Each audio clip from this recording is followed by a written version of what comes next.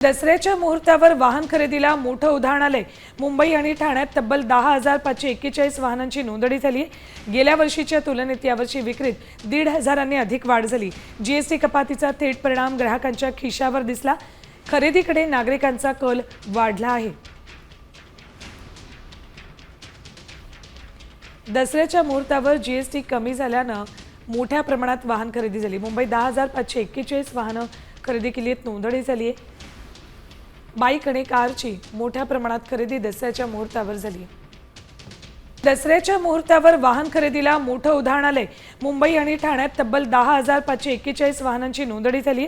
गेल्या वर्षीच्या तुलनेत यावर्षी विक्रीत 1,500 अधिक वाढ झाली।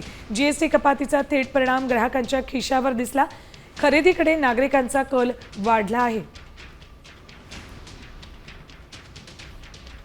दसऱ्याच्या मुहूर्तावर जीएसटी कमी झाल्यानं मोठ्या प्रमाणात वाहन खरेदी झाली। मुंबईत 10,541 वाहनं खरेदी केली आहेत, नोंदणी झाली आहे। बाईक आणि कारची मोठ्या प्रमाणात खरेदी दसऱ्याच्या मुहूर्तावर झाली। आता isakal.com आहे देशातील नंबर 1 ची मराठी न्यूज वेबसाईट। प्रत्येक अपडेटसाठी isakal.com ला नक्की भेट द्या।